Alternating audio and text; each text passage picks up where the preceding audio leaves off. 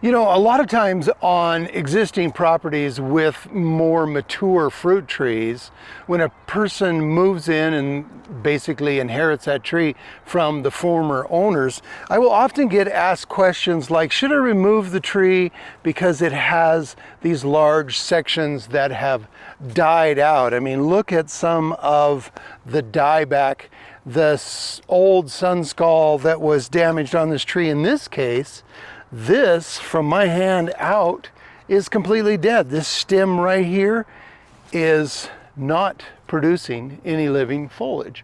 Well, my answer is no. I mean, yes, we should prune out the dead wood at the very least and at the very most, but look at the size of this apple tree.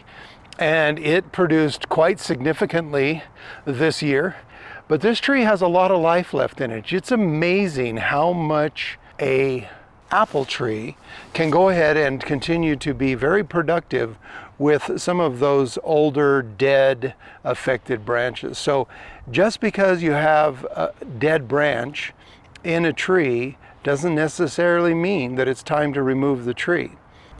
Now, we've talked about that dead wood in older trees that you've inherited, but when you're planting a new tree, be the homeowner that prevents that from happening by staying very vigilant in your regular annual pruning of your fruit tree. So you're going to determine how high you want to be able to harvest fruit, whether you're going to harvest it from the ground, whether you're going to have a ladder of 6 feet or 10 feet or whatever the case may be.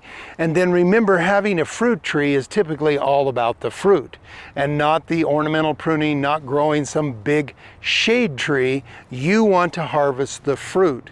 Now, to avoid that dead wood like we saw in the older apple trees, that's going to be the key that keeps it from having dieback, is that you're every year trimming it to where you want it to be. Because what happened over there is somebody let that tree get a little bigger than they wanted to deal with, and then they went in and made huge cuts and suddenly exposed some of the bark to an intensity of sun that it wasn't accustomed to, and there was sunburn, disease, and insect and whatnot got in there. So we will, again in February, go back to pruning fruit trees, but just know that you need to do it every single year in order to avoid the damage that we see in the big mature tree over there, open wound or dead branches that formed as a result of excessive pruning, excessive sun.